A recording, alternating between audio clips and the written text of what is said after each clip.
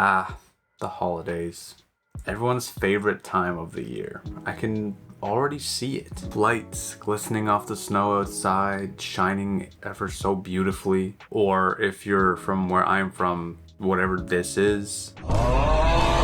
Relaxing with your loved ones, cozied up by a fire with a hot cup of cocoa as you settle in to watch your favorite holiday themed movie, Once Upon a Holiday. Wait, that wasn't it. Hold on. How about Christmas Getaway? No? Snow Bride? Still not it? Damn, okay, let me just pull up the list of Hallmark movies, because this will probably go on forever if I don't. It'll probably be easy enough to find on there.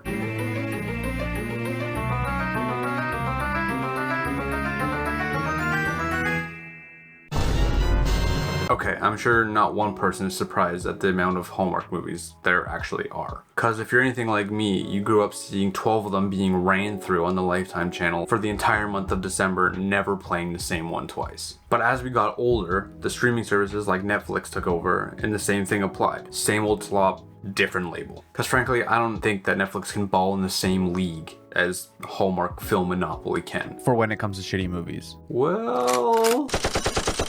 actually, maybe they can. And you're probably thinking like we're 3-ish minutes maybe into this video and I've already called every Hallmark movie slop. And that's because if there's one thing I know about Hallmark movies growing up mostly online, is that they're notoriously just bad. It's kind of like their most definable trait. The adjective bad and Hallmark as filmmakers kind of go together like sharks and those little sucker fish that like catch free rides on sharks. It's kind of like a symbiotic relationship. So in the interest of me not becoming unalive, this is my plan. I'm gonna watch the most popular, according to IMDb, Hallmark movies from the years 2012 until 2022. But my other plan was to capitalize off the Hallmark Target demo, which is my mom, because yours stopped responding. And I was gonna have her randomly choose a movie from each year off of the list. But like the beginning pointed out, it would take until next holiday season to get through this list and have her choose a film from each year. And this is already going to be as equal to CIA black site waterboarding as an experience can get without actually being CIA black site waterboarding. So I don't think I need to make it any worse. Also, my plan is to watch them all within like a week. And this is to see a few things. A, to see how bad the movies actually are, because in my current brain, I don't have any active memory of legitimately seeing one. And 2, to see if over the last 10 years they've improved at all, or if they just kept going down the shitter. And finally, to see if I can chase that fleeting nostalgia of the holidays that we once felt as kids, which moves ever so further away with every passing minute, and you realize that those years are but distant memories now and forever, and you're stuck wondering why you never appreciated those moments while living in them, and it took you until now to understand the value of what was once present. Wait, on second thought... And with that, I was almost ready for my Hallmark adventure to begin, not knowing what to really expect. Wait, I forgot something. What, dude? Don't give me that look. I might be binging Hallmark movies for content and rotting my brain even more, but I'm still human. Alright, back to 2012 we go. Starting hot out the gate with A Bride for Christmas. Okay, no spoilers or anything, but I just want to point out that the first 2 movies I'm watching have the word bride in them, and one specifically is asking for a bride for Christmas. And I don't really think that you can do that, because when I was 10, I asked Santa for Vanessa Doofenshmirtz to be my girlfriend, and all he gave me was a copy of Pokemon Pearl.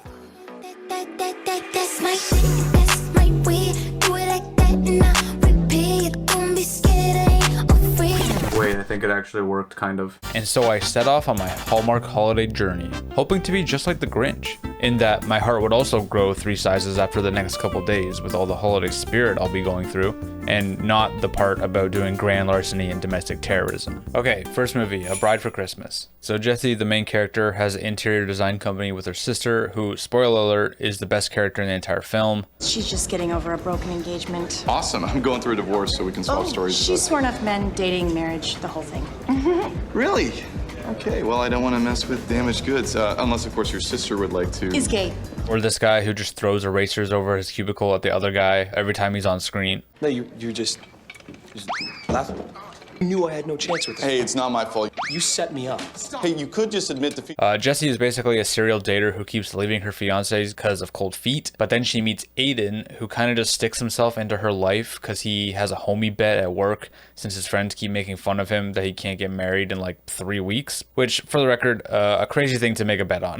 Blah, blah, blah, skip ahead a bunch. Jessie keeps seeing Aiden because her sister is trying to get the bag for the company, and then, oh, what's this? They fall in love. Crazy. Unironically, this next scene I'm going to show you has something to do with it. This girl, she likes burgers, guys. Not Thai, not sushi, burgers and fries. Man, how many girls do you know that'll dig into a 12-ounce fat boy? Oh, and she likes dogs. Classic, am I right, fellas? Mike, Jesse's last ex, who also, for the record, is on extreme levels of cope the whole movie. Look, Jesse, I don't blame you for what happened. I mean, we all got to test the pipes before we can be sure which way the water's flowing.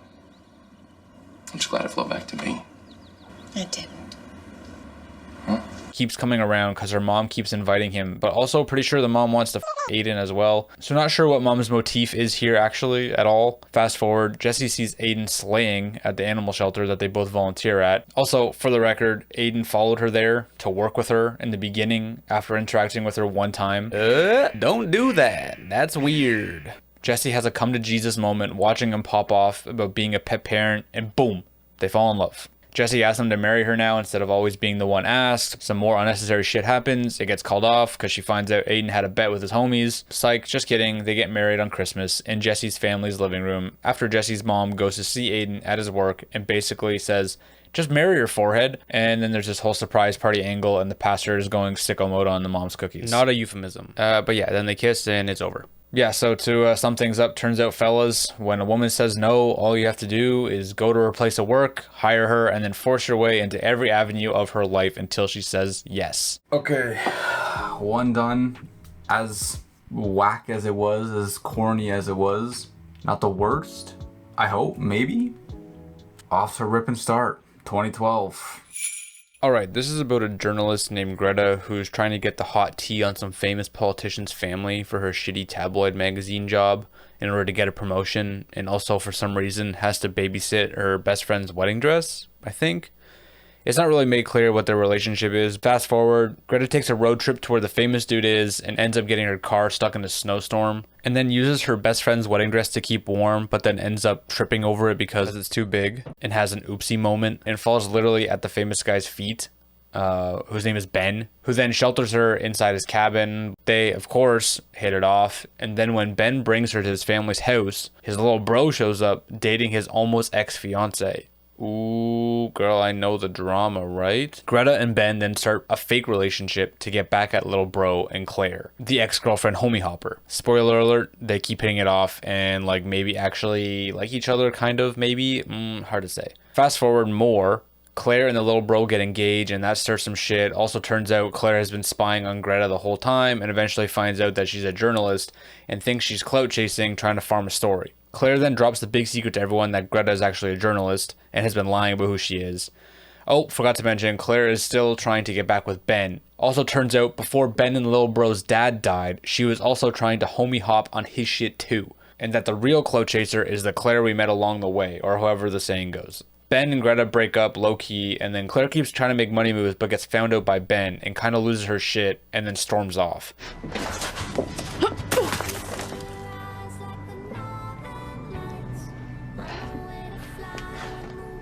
Really? You do not walk away from me like this. After everything that we've been through, after what I've done for you. That's kind of the problem. I hate you! But you just told me you love me. And you're engaged to my brother. I'm sorry, which is it? It's a good question. Oh, shut up! You're just dating me to get back at him. Like I'd marry a stockbroker. Fast forward some more, there's a small little blackmail bit from Claire, but mama politician lady basically says, LOL, got your whole house on my wrist, to Greta's old work and buys the publication to stop the dumb story and the blackmail from being published. Then Greta and Ben kiss and make up. Just a classic rich politician using their wealth to silence the press storyline, if you ask me. Okay, number 2, done. Wraps up with the politician's failed son getting a book deal for his novel. So that's kind of like on par with, I guess, the rest of the world. Still kind of shit compared to the first one. We go number 3. Okay, I binked this one right off the rip. Let me show you. Oh my god, this is Grey's Anatomy. Okay, pause. I know I just started. Sorry, I'm also eating. But I think I'm just watching Grey's Anatomy. Excited for sunny LA? If I can get outside. The program's intense. Hey, Lauren, where are you going? Oh, cool. I was right. The main character, Lauren, has pre-planned her whole ass life and wants to get this fellowship in Boston. But then she gets broken up with because she's not spontaneous enough. And it's like, what? Is it illegal for a girl to have goals now? The patriarchy, I tell you. Fast forward, she doesn't get the job and instead has to go to a small ass town in Alaska where she meets Andy. And yeah, you guessed it, they hit it off. Lauren then quickly finds out the small towns are also stressful and then, I guess, forgets what a hammer is. This is a hammer. She then gets sad and wants to leave because the small town life ain't for her. But don't worry, right when she packs her bags and is about to leave, she gets an emergency meeting to go be a vet on a reindeer where everyone gaslights girl boss gatekeeps her about town secrets. But she saves the day and everyone loves her and then she doesn't want to leave now. Classic. She goes on a midnight picnic with Andy where we see maybe the worst stars ever portrayed on film ever. I cleaned all the sawdust out of the truck. So. Fellas, you taking notes? Write that down. Get the sawdust out of the truck. You hear that? Out. I don't know. Put it wherever you want. Listen, I don't have all the answers. You can't just don't keep it in the truck. Take it out of the truck. Okay, but I'm trying to get it out of the truck. The date makes her feel so spontaneous and random. And then they have their first kiss. Fast forward some more. Turns out she actually does get the job in Boston and now has to make a decision to stay in Alaska with her new boo or if she wants to. She decides she's more girl boss and wants to follow her dreams that she's always had and is about to leave, but then Andy's dad almost dies or something. And what were you doing when it happened? Walking up a flight of stairs, a darn elevator was stuck. She then does what I think is probably considered medical malpractice, and Frank, Andy's dad, bribes her to let him leave the hospital because he's on his grind set. He's actually Santa, that's kind of the lore. And he needs to work since it's Christmas Eve. Oh, and this is also something I kind of called while watching it because they kept alluding to some magical shit going on all the time. Okay, wait. Homie's actually just Santa Claus, and his shipping company is that he delivers toys to everyone. You know the fucking Santa thing. You know how it works. I know how it works. We both understand how it works. So are they gonna be doing some fiction shit now? Is it gonna be magical? But yeah, anyway, they have the Christmas Eve festival or whatever, and oh, surprise, Lauren stays in Alaska with Andy after all because she's actually happy, and that's her new goal. And then it ends like this. And so I was right about the magic shit. Basically, don't let anyone tell you writing fanfic never amounts to anything. 3 down, 8 to go. Alright, well, number 3 is done, and yeah, that was just some Grey's Anatomy fanfic with a little hint of Christmas magic. My brain feels soft right now, and I think it's a good spot to call day 1. 3 movies deep. I don't know what I've done. Okay, day 2. Expecting things to kind of get worse, honestly, because the first movie yesterday in 2012, I think, was the best one so far, in my opinion. With the way the track record's going, I think it just gets worse. I think it truly just gets worse. But I'm down to be surprised. Once Upon a Holiday is up next. 2015, baby. Let's go. Okay, despite how I look and sound in the last clip, I actually felt alright going into day 2. Just as long as nothing really f***ed the vibes to start. But I have been looking forward to seeing you. Well, then are you going to give me a hug or not?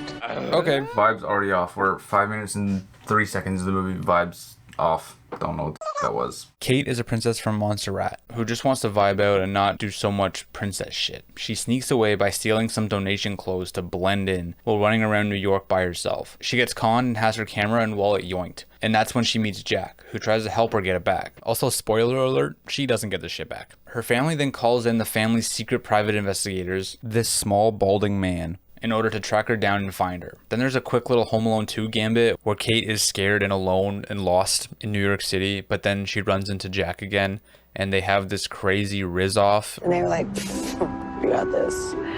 So you're good. But thank you.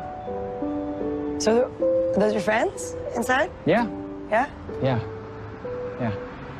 Well, it seems like you're missing all the fun, so you should come back inside. No. And then go to Jack's friend's shop, who is having like a Santa Claus / magician holiday party. Pretty sick. Fast forward, Kate and Jack, no, not those ones, are just hanging out, doing a bunch of shit around New York City, including Jack spoiling her with a glizzy date.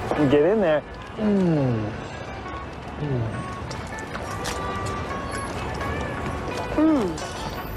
Why, you never had a hot dog before? She's missing all her princess shit she's supposed to do while in the city. And meanwhile, Jack's sister's boyfriend is a local news reporter that finds out that there's a missing princess and goes, oh shit, the world needs to know about this. This is my big break. And proceeds to try to expose Kate. But during all this, Kate decides it's time to tell Jack who she really is. And when Ross, Jack's sister's boyfriend, tries to break the story, they push him into a magic cabinet like the shit from Harry Potter and send his ass to the Shadow Realm. And then Kate appears again for the big old reveal. Fast forward, just like all the previous movies so far, some unnecessary shit happens that isn't really important. She has to go back to Montserrat for real this time, leaving Jack behind. She's all sad. Then when she gets there and she's leaving the car, oh, who's that? Oh, it's Jack holding her hand, pulling her out. What do you know? And they live happily ever after. Just think of Home Alone 2 and the movie Enchanted kind of smashed together, but like really, really fast and violently. So it's kind of all fucked up and boring. Okay. Number 4 done. I'm gonna keep it a buck. That one was just bad. I was bored the entire movie. Go next. Number 5. A Christmas to Remember from 2016. What a year.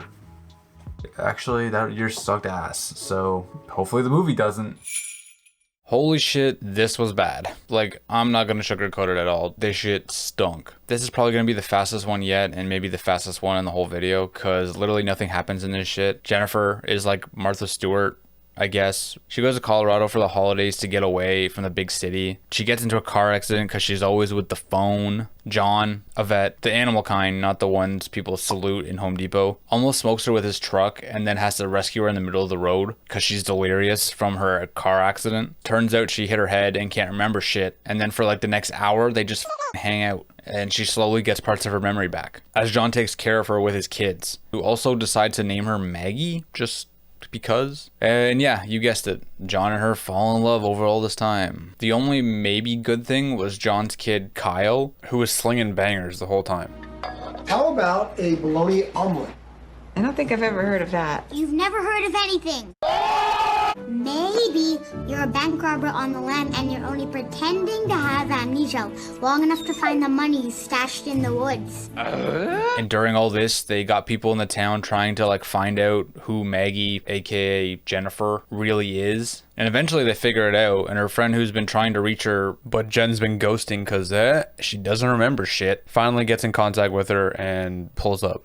And then it's like a oh so sad moment because Jennifer has to leave and John and the kids are like, no, you made us feel Christmas again since my last wife passed away. Oh yeah, John's a widow, forgot to mention that. Also, not to spoil anything, but the dead parent / dead spouse club trope is probably the most common one across all these movies. Like to the point where if you're watching a movie and both their parents are still alive and they don't have a dead partner, then I don't think you're watching a Hallmark movie actually. But then oh my god, it's a Christmas miracle. Jennifer misses them all and surprises them all back in Colorado on Christmas Day. And then they live happily ever after or whatever. This was honestly a terrible experience. I wish I could say more or make it more interesting, but I'm not kidding. Nothing fucking happens. And it doesn't deserve any more time in this video, and I don't want to think about it anymore either. So F tier. That was a terrible experience, and I think they are just getting worse. Nothing happens. Nothing happens. It's just, she hits her head, they hang out for an hour and 10 minutes, she goes home, and then she comes back. Like, that's the fastest review for it. Number 6, here we come. I'm primed to hate. So Christmas Getaway from 2017, you better be on your best behavior. That movie, that was trash. Okay, wait. I don't know if it's because the last one was so demonstrably shit, but this one is actually not bad. Emery, who is a travel writer, gets broken up with within the first 3 minutes of the movie, which is like new PB for all these Hallmark films so far. And the reason is because she's like traveling too much and doesn't like to stay in one spot. But it's okay, because her editor books her in some magical Christmas village cottage for the holidays to write this article and vibe out and get back in touch with her roots, I guess. But uh-oh, the classic double book situation happens with Scott, who is played by the guy from You Season 3, who f***s himself in front of the mirror. Emery decides, nah, I should be the one to leave after she surprise kicks Scott in the knee. So she gets into her car to leave, but hold up.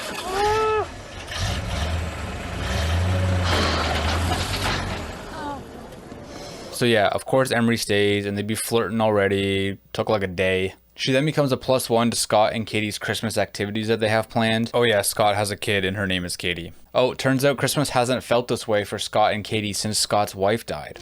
My wife passed away when Katie was 6. Oh. I'm so sorry. I just assumed But that... Katie told me that Christmas in the mountains was the one thing that she could remember about her mom. Chalk another one up for the dead spouse card. This PTA mom named Alice also has the hots for Scott, so we end up kind of getting a low-key antagonist in this movie, which up until this point has been pretty rare that there's any antagonist whatsoever. Fast forward some, Emery ends up staying the whole time, shocker, and they continue to flirt and hang out and shit. Emery sees Scott hug Alice and gets the pregame jitters. Fast forward some more, Emery overhears Scott talking to his mom like, oh, she's great, but we ain't meant for each other. And then she really thinks, oh, it's so Jover for me, he doesn't actually like me. But turns out Scott was actually talking about Alice the whole time. You and Emery, however. She leaves the next day, everyone is so gagged, wondering why she's leaving. But meanwhile, during this whole thing, Katie, the child, was given a camera by Emery and has been cooking up a banger in the lab, basically making the holiday version of a Linkin Park AMV from 2008, and then sends it to Emery, who watches it and breaks down and decides she needs to go back.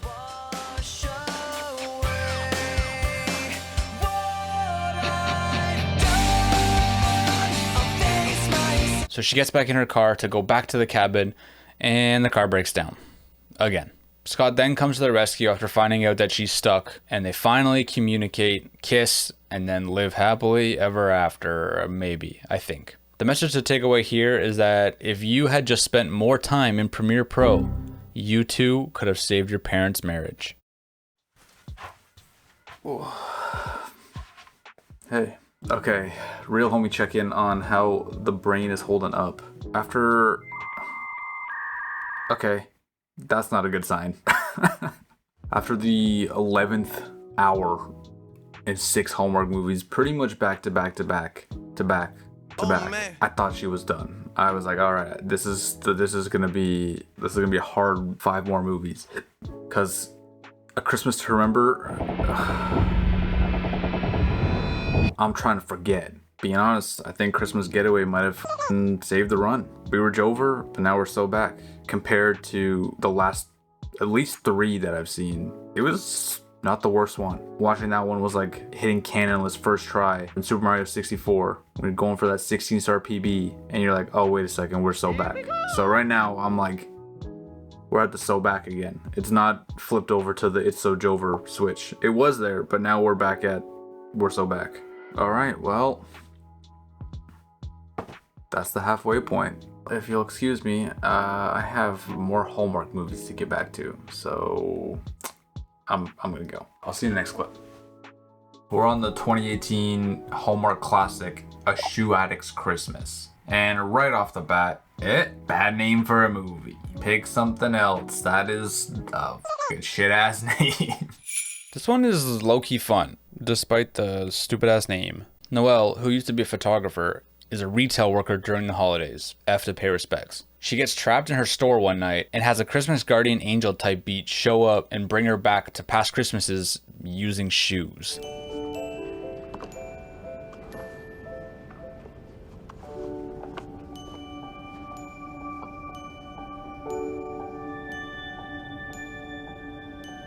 Okay, Put the shoes on.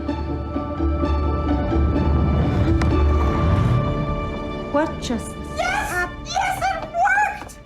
The fire department has to come and save her, and her new neighbor, Jake, happens to be on the fire department, who's a part of said saving. Oh, but also turns out Noelle is running a charity gala to raise money for the fire department that her boss sponsors. And can you guess who's in charge of helping from the fire department?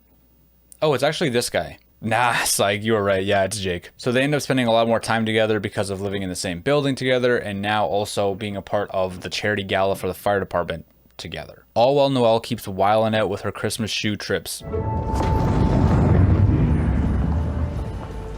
Noelle's boss doesn't like how Jake wants to put the gala together and wants him booted from the lobby. So Noelle says she'll do it because it's only fair, but then chickens out during the whole interaction. Then during one of Noelle's acid trips, she sees a different man in her future that isn't Jake and gets a little sussy. Hey, honey, I'm home.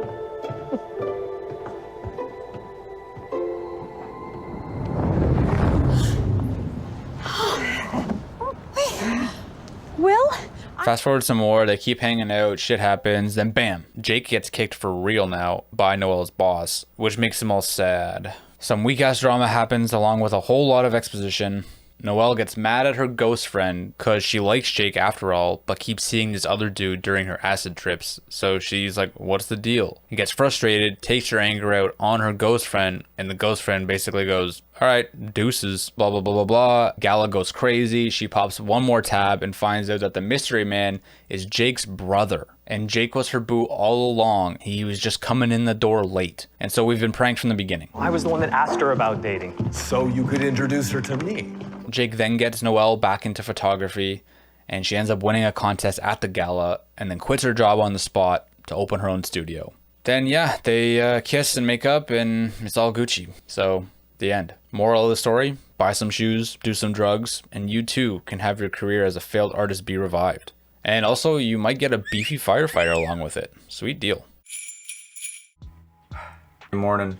We got 2019, 2020, 2021, and 2022 left. Hopefully some bangers in there, I say, with a lot of cope. A Shoe Addict's Christmas was not horrendous and was kind of cute. So, I'll give it that one. It had a bit more of like a fun little like narrative to it instead of just boy meet girl, boy and girl fall in love, something stupid happens where it's completely unavoidable, they fall out of love for 1 second and then they get back together. Check in for Christmas coming up next.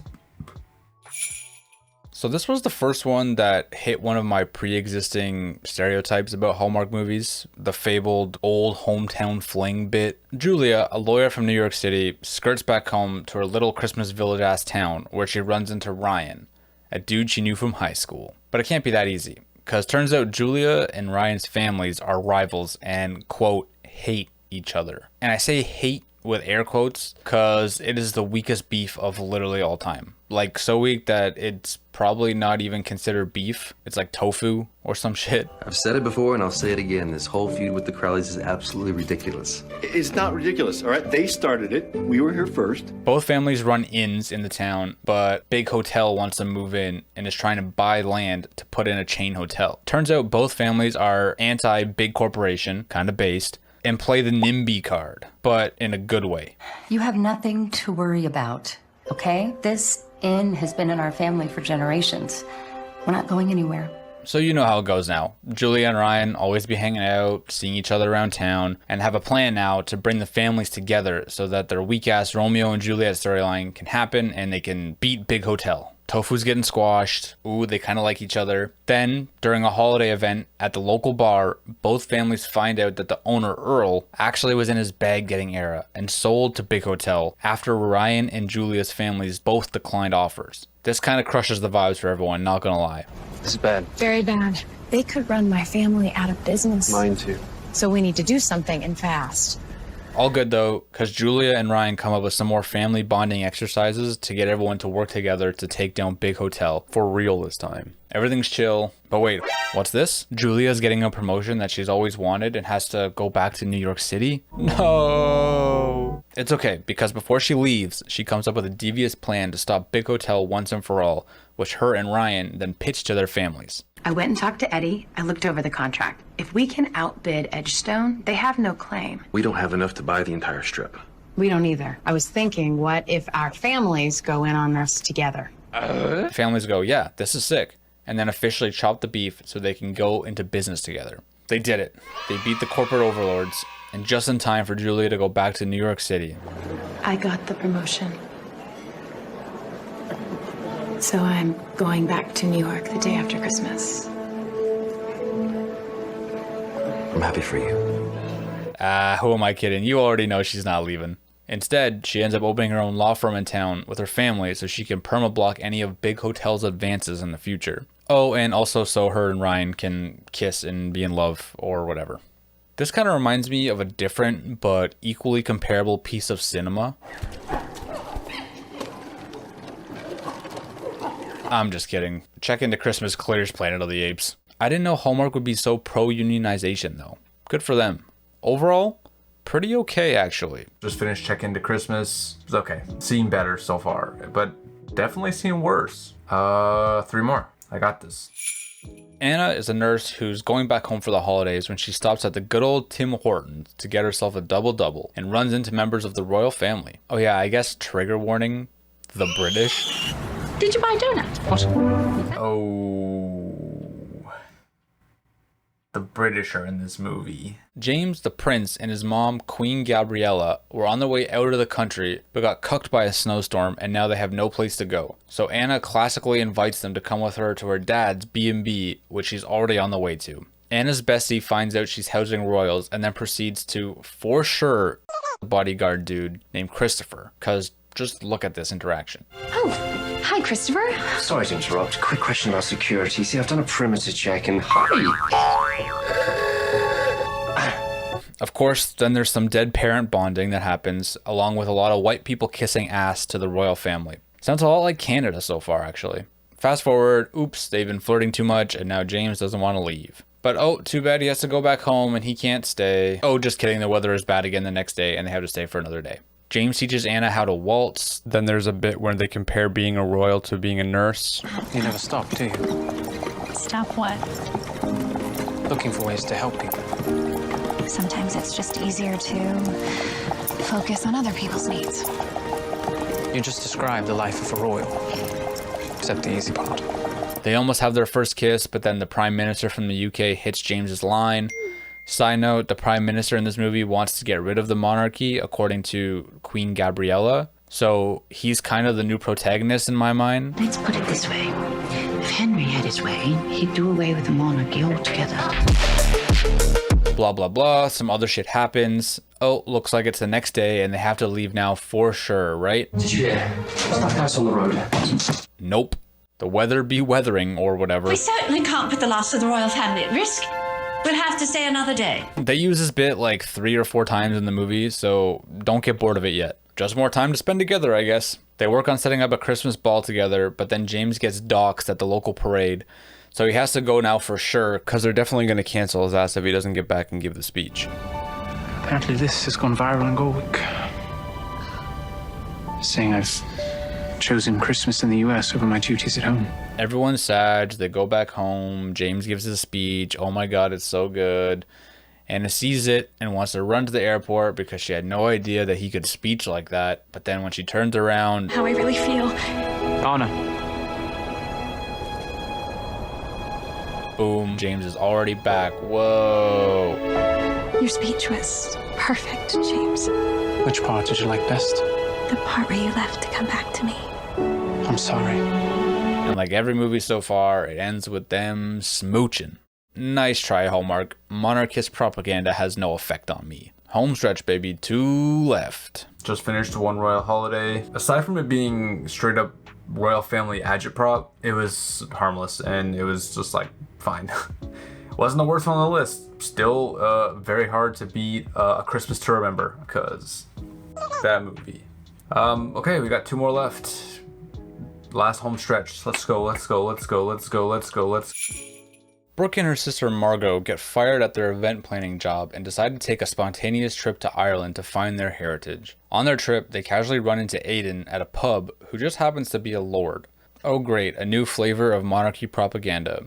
Aiden's family owns the local castle that's been turned into a hotel. Here's what that looks like. And no, I didn't add those lights or wreaths. That is the actual visual effects from the movie. And if you expected anything else from a Hallmark movie, that's on you. Brooke and Aiden get to talking, and Brooke and her sister get a private tour of the castle, where during it, Brooke's sister Margot commits identity theft for her sister and tells Aiden and his sister, who runs the castle, that Brooke is a famous event planner from New York and she will gladly help them throw a swag-ass gala for some other royal person. I did something big, something amazing for us. Margot, what are you talking about? I'll explain later. I just need you to play along, okay? This could change our minds. Truly an honor to be working with you, Paige.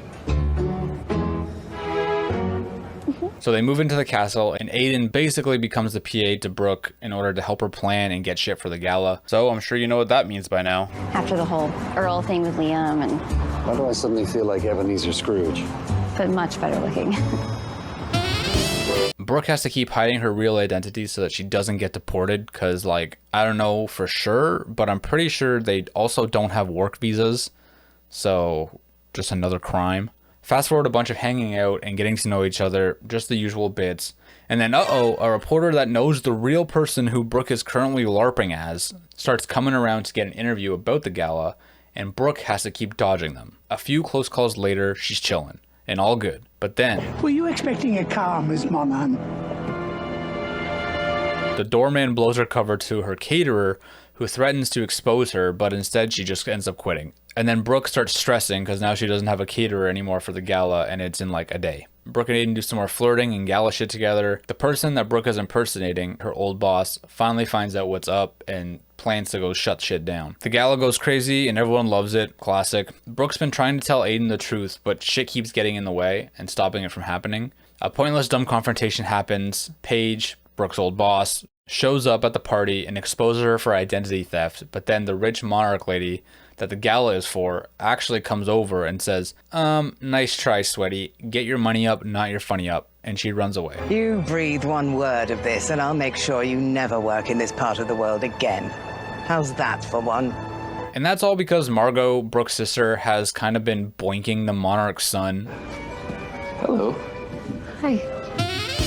And hanging out with her, because turns out she's kind of like the Ancestry.com if it was like a person, and she's really good at doing family tree shit, which I gotta give credit to Margot because she never lost sight of the OG purpose of the trip, you know, to find their heritage. Aiden is of course sad now because Brooke kind of lied to him about who she was, and that makes Brooke sad. They hit us with the Hallmark button hook play, aka the oh, they leave and can't be together, oh never mind, psych, they're actually back and kissing now.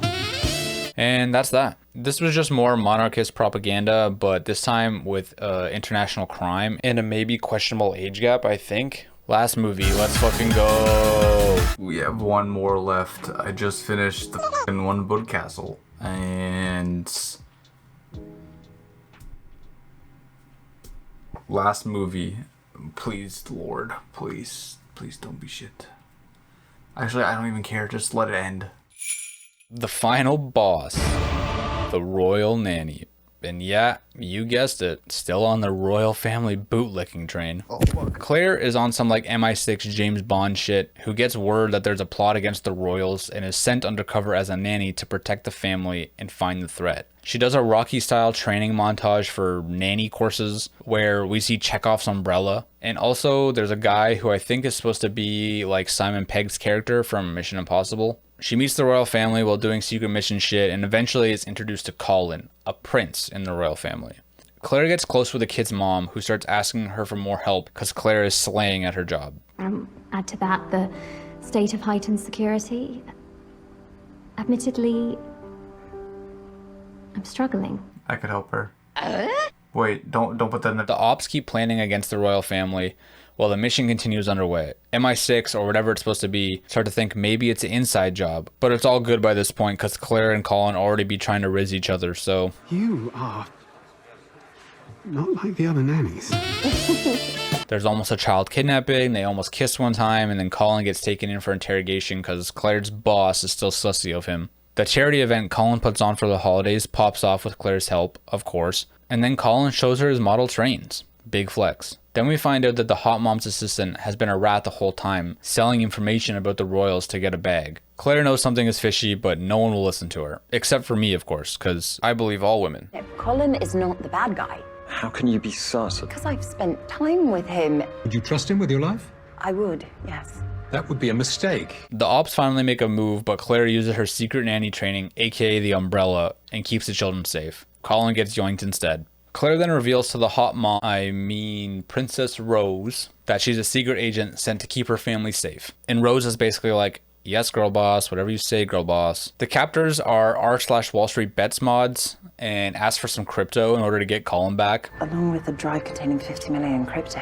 Claire then gets suspended because once again her old ass boss refuses to listen to a woman about the situation. But it's okay because Claire goes off book to go get Colin back. Claire then defeats probably the most useless villains in any movie ever and rescues Colin.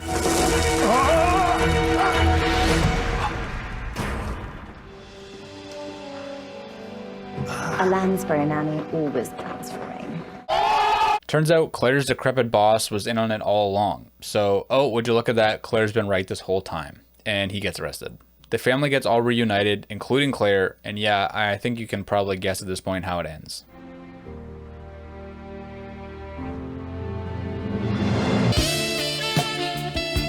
Honestly, you could watch this or Quantum of Solace and you'd be watching the same thing. A mid-ass James Bond movie. Just make it Christmas, turn Daniel Craig into a nanny, and make one of the woman's names like Missy Cameltoe. It's done! I'm free! The prison of Hallmark has been escaped. If there's one thing that these Hallmark movies have also taught me, is that it isn't over until you pucker up. So, honestly, one of the top ones, I think, just because it was unique. It had like that spy, like James Bond undercover-esque approach to it, which was like also novel, which is also the reason why Shoe Addict's Christmas, shitty name, is also higher on the list, which I will give the final list at the end, like where they are ranking. But yeah, that was pretty solid. I would say as a fun little Christmas movie, not Hallmark's worst. And I can't say if it's their best because there's still 369 other films that I have not seen. And I don't want to see. At least anytime soon. So it is. It has been a whole month since I last recorded anything for this video. I have been editing it for that whole time. So I went from one gulag to another, you would say. There was this whole other outro that was more like holiday themed because I wanted to get this shit out before Christmas or around Christmas. But alas, here we are, the final chapter. And watching everything back over the last month and editing it and putting everything together, honestly, I think I had a better time than I was expecting doing this whole thing. And that says a lot to me. Now, after I've had a whole month to digest all of this cinema, if that's what you want to call it, the final rankings are right here on screen now. You can pause to see them all. Notably, in the S tier, number one pick for me will have to go to A Bride for Christmas. Crazy that it was the very first movie I watched, and I think I just had the most enjoyment from the characters in it.